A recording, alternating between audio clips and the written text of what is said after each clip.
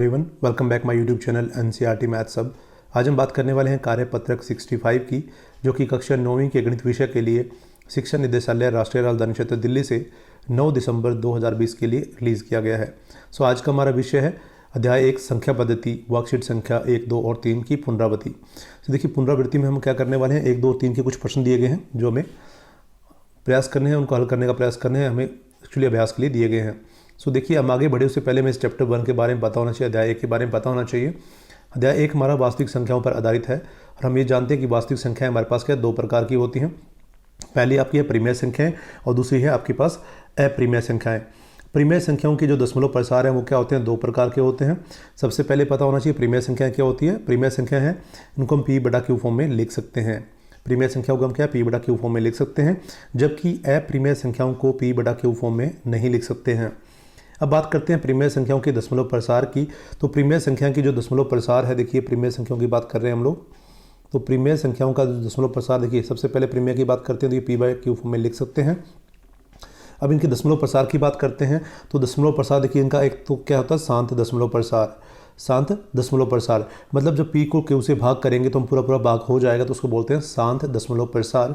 और जब P को Q से भाग करते हैं और पूरा भाग ना हो और दशमलव के बाद की संख्याएं अपने आप को रिपीट करती हो, बार बार उनकी बारंबारता आए, तो उसको बोलते हैं अनवसानी। उसको क्या बोलते हैं, अनवसानी आवर्ती दशमलव प्रसार। अनवसानी आवर्ती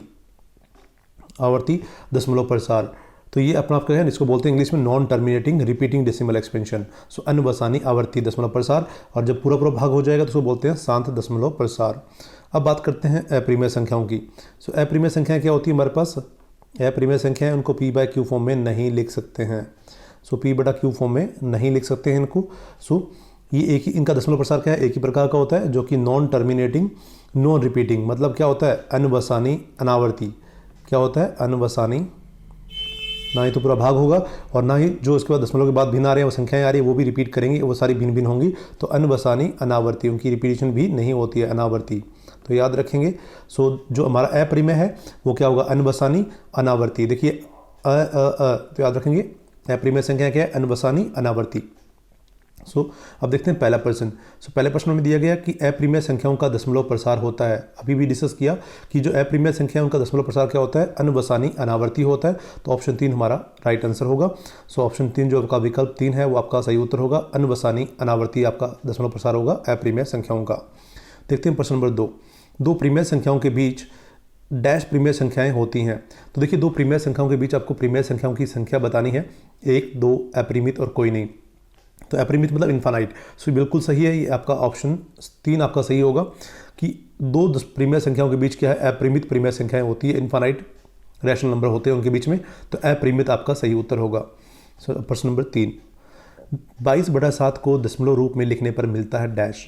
हमें बताना है 3.14285 या 3.148257 या 3.142857 बार। मतलब ये नंबर जो दशमलव के बाद आपको दिख रहा है ये बार बार अपना आपको रिपीट करेगा, या 3.143857 बार, मतलब ये नंबर अपना आपको रिपीट करेगा। तो इसके लिए मैं देखिए इसको भाग विधि द्वारा भाग करके देखना पड़ेगा। सवाल में देखते हैं कि 22/7 को आपने क्या किया, भाग किया तो हमें क्या मिलता है। देखिए जैसा कि आप देख पा रहे हैं स्क्रीन पर, 22 को 7 से भाग करने पर आपको मिलता है 3.142857। उसके बाद फिर से क्या होगा, हमारे पास रिपीट करना स्टार्ट कर देगा। जैसा कि आप देख सकते हैं यहाँ पे हमारे पास 1 था, फिर हमारे पास 1 मिल जाता है। तो ये रिपीटिंग ब्लॉक अपना आपको रिपीट करता रहेगा। ये दशमलव के बाद जो 142857 है ये फिर से शुरू हो जाएगा, 142857, 142857 इस प्रकार से चलता रहेगा। मतलब इसको बार की फॉर्म में दिखा सकते हैं। तो हमारा उत्तर क्या होगा, 22/7 जो होगा बराबर होगा 3.142857। इसको बार से लिख सकते हैं कि बार बार रिपीट करेगा दशमलव के बाद, इसकी आवृत्ति बार बार होगी। तो ये हमारे पास क्या है, विकल्प 3 आपका सही उत्तर होगा। ये विकल्प 3 आपका सही उत्तर है। अब देखते हैं प्रश्न नंबर 4। 0.111 को P/Q फॉर्म में रूप में लिखने पर मिलता है। ये देखिए 0.111 मतलब उसकी दशमलव के बाद आवृत्ति देखिए हमारे पास क्या है, आवृत्ति बार बार हो रही है किसकी, 1 की। इसको हमें P/Q फॉर्म में लिखना है क्योंकि हमारे पास ये क्या परिमेय संख्या है, इसको हम P/Q फॉर्म में लिख सकते हैं। तो मान लेते हैं x बराबर है 0.111 इसको समीकरण 1 दे दीजिए। दोनों तरफ 10 से गुणा करने पर, हम 10 से गुणा क्यों कर रहे हैं, 100 से या 1000 से क्यों नहीं कर रहे हैं, क्योंकि जो हमारे पास जिसकी आवृत्ति है संख्या वो कितनी है, एक ही है। देखिए नंबर हमारे पास क्या है, एक एक एक बार बार रिपीट कर रहा है, तो संख्या कितनी है यहाँ पर, एक ही है। अगर यहाँ दो संख्याएं अगर बार बार रिपीट करती तो हम 100 से गुणा करते, और यही अगर 3 संख्याएं बार बार दशमलव के बाद रिपीट करती तो हम क्या करते, 1000 से गुणा करते। तो याद रखेंगे हमें 10 से गुना करना है। सो 10 गुना में x क्या हो जाएगा, 10x हो जाएगा। और इधर देखिए 10 से गुना करने पर आपका दशमलव है वो दाएं पक्ष में दाएं में आ जाएगा, दाएं में शिफ्ट हो जाएगा, तो ये मिलेगा 1.111। देखिए दशमलव के बाद आपको जो संख्याओं की गिनती है यानी संख्याएं जो है सेम रखनी है।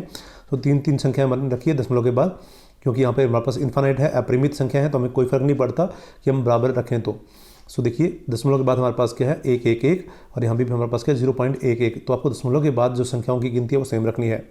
तो याद रखेंगे ऐसा क्यों करें, ताकि हमें सब्ट्रैक्ट करने पर, घटाने पर आसानी से सॉल्यूशन मिल जाए।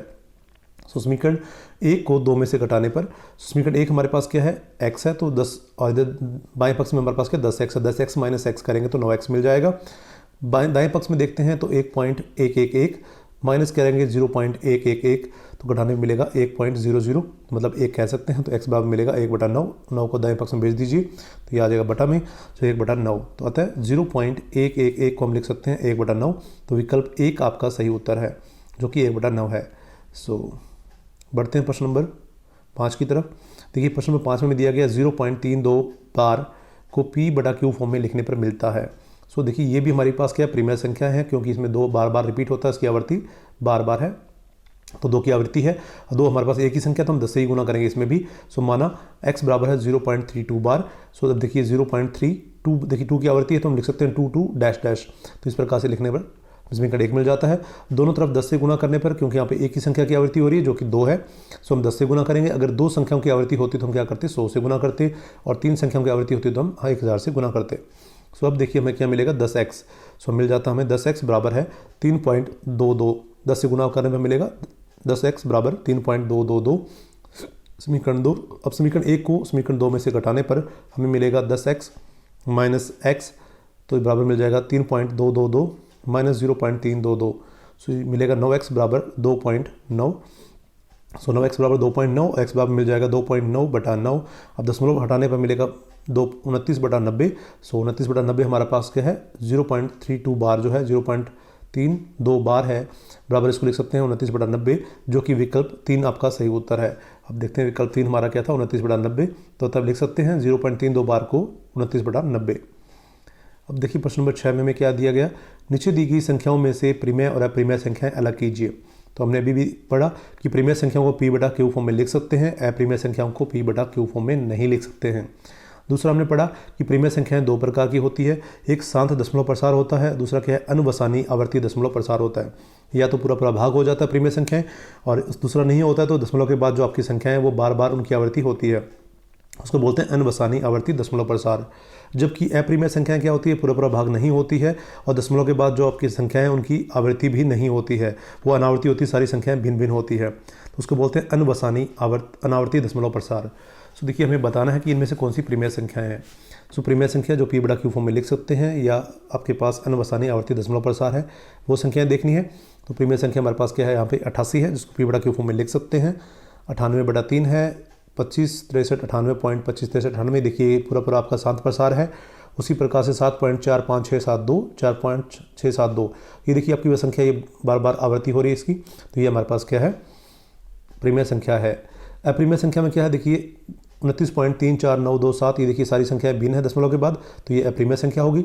वर्गमूल 2, 6 वर्गमूल 11, 26.7 वर्गमूल 2 वर्गमूल 2, और देखिए 1.01, 1001, 0001, 4 टाइम्स 01। देखिए ये सारी दशमलव के बाद जो संख्याएं हैं उनकी आवृत्ति भी नहीं हो रही है, और ये इनका जो प्रसार है वो क्या अनावर्ती टाइप का है, सो उसको बोलेंगे अनुवसानी अनावर्ती दशमलव भिन्न, तो ये आपका अप्रीमेय हो जाएगा।